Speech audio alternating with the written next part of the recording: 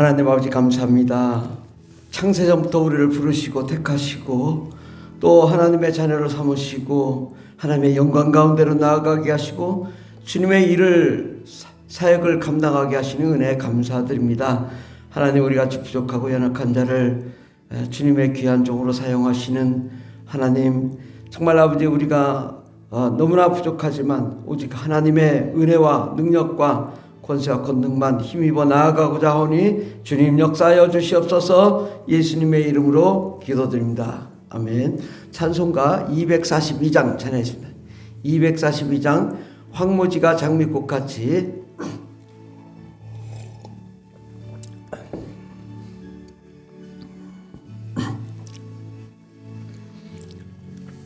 (1절) (2절) (5절) 하겠습니다. 황무지가 장미꽃같이 피는 것을 볼 때에 구속함에 노래 부르며 거룩한 길 다니리.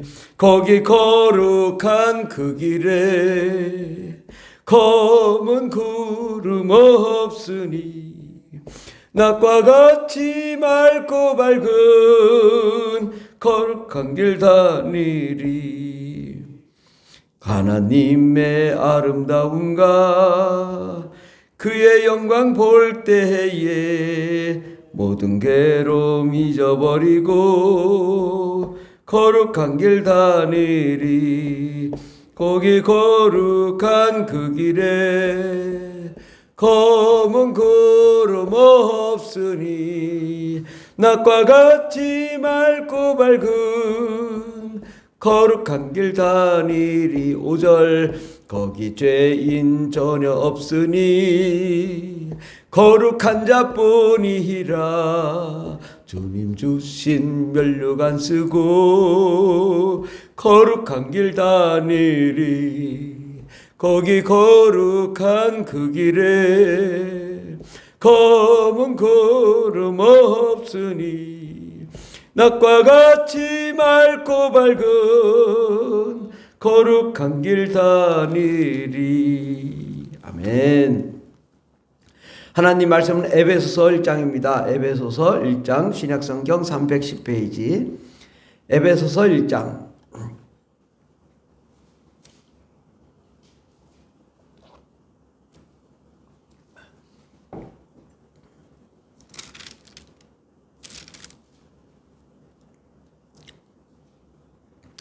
에베소서 1장 3절부터 6절까지 다 같이 봉독하겠습니다.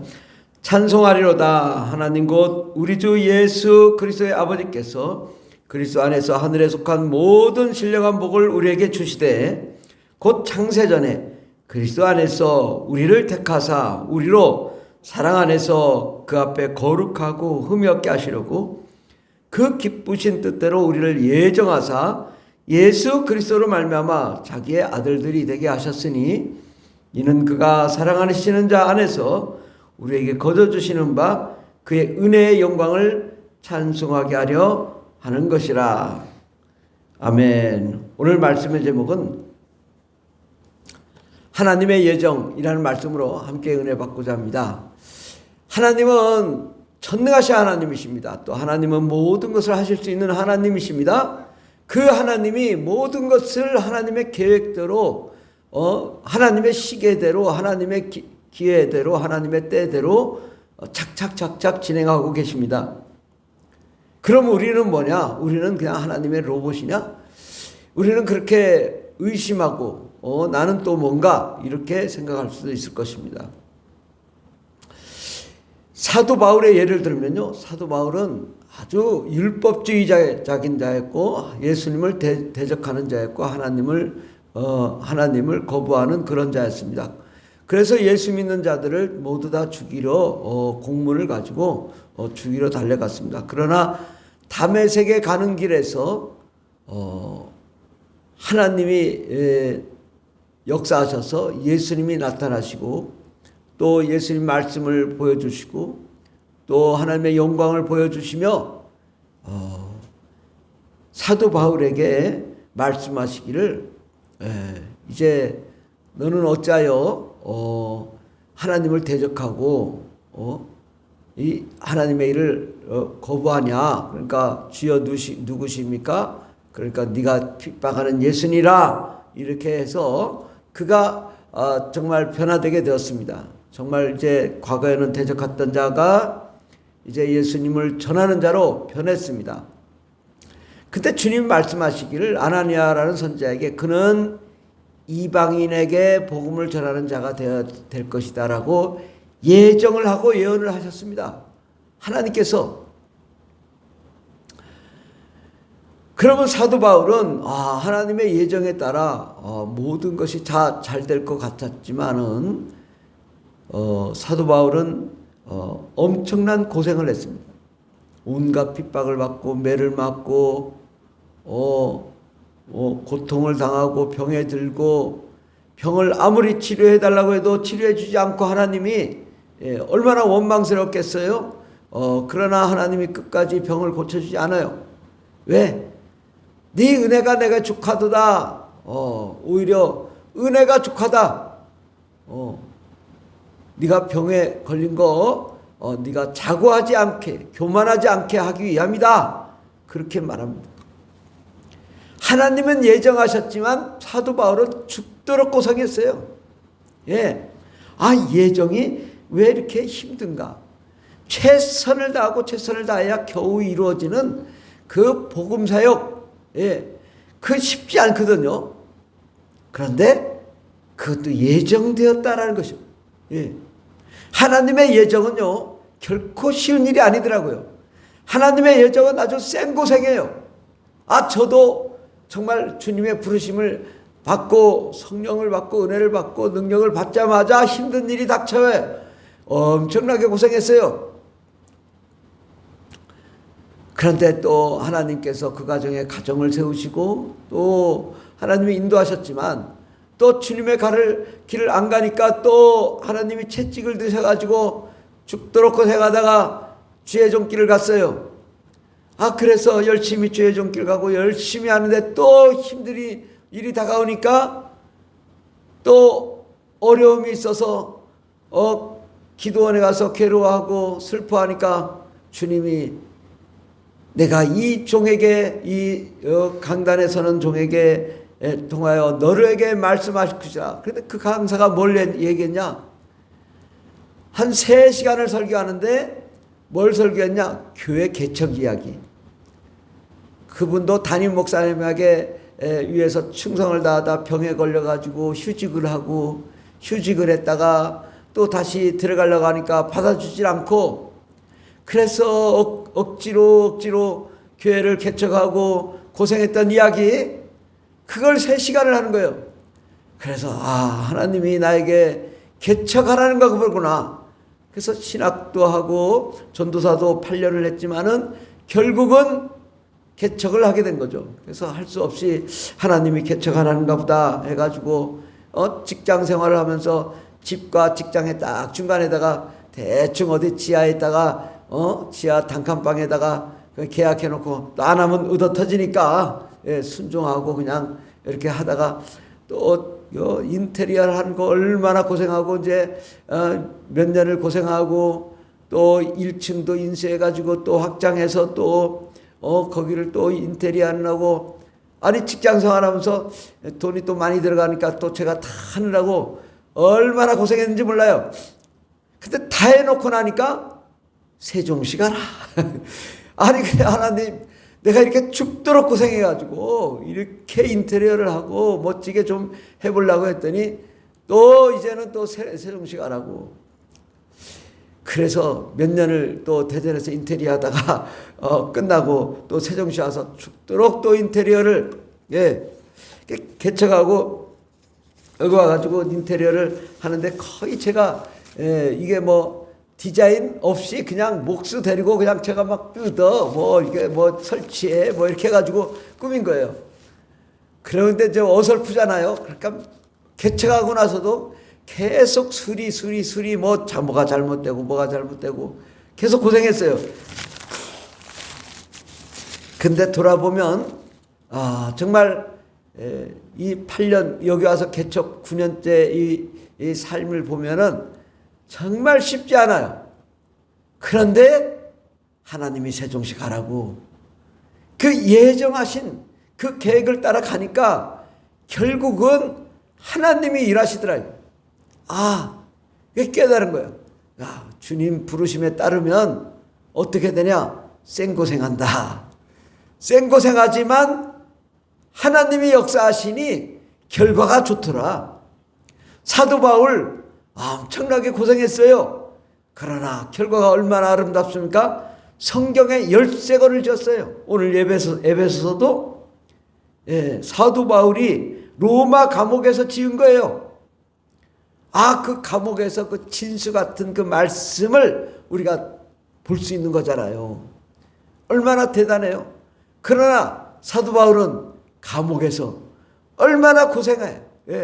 좀 편한데 누워있으면 되는데 얼마나 로마 감옥이 힘들었겠어요. 제대로 된 게 있겠어요? 먹을 것도 제대로 먹었겠어요? 아니면 누워서 잠자리가 편했겠어요? 그렇게 하다가 또 결국은 순교당했을 거란 말이죠. 인간으로 봤을 때는 참 비참한 정말 세상에서 가장 정말 넌 예수 믿다 그렇게 정말 그렇게 불쌍한 자냐라고 할 정도로 세상에서는 가장 낮은 자였지만 하나님 나라에서는 가장 위대한 자로 하늘 보좌의 가장 높은 자리에 앉게 될 것입니다. 그래서 사도 바울은 나의 달려갈 길을 마치고 내 앞에 영광의 면류관이 기다리고 있노라. 바로 그렇습니다. 하나님의 예정하심은 결코 쉬운 일이 아닙니다. 하나님의 예정, 하나님의 예정. 그래서 사람들이 너 목사해. 싫어요. 고생인데요. 그렇습니다. 목사 되는 게 쉽지 않고 고생입니다. 주님의 일을 하는 게 쉽지 않고 고생입니다. 그러나 하나님의 영광이 있습니다. 하나님의 상급이 있습니다. 하나님의 기쁨이 있습니다. 하나님의 소망이 있습니다. 아멘. 3절에 보면 찬송하리로다. 하나님 곧 우리 주 예수 그리스도의 아버지께서 그리스도 안에서 하늘에 속한 모든 신령한 복을 우리에게 주셨다. 주님의 예정하심은요, 영원한 하나님의 나라에서 하늘에 속한 모든 신령한 복을 하늘나라에서 주실 뿐더러 이 땅에서도 주시는 것입니다. 그러므로 우리가 이 고귀한 하늘의 신령한 복을 결코 빼앗기는 자가 되어서는 안 되겠습니다. 어떻게 쓰든 주를 위해서 달려가며 그 신령한 복을 지켜야 될 줄 믿습니다. 곧 창세전에 그리스도 안에서 우리를 택하사, 그렇습니다. 우리는 창세전에 택함 받은 자입니다. 아멘.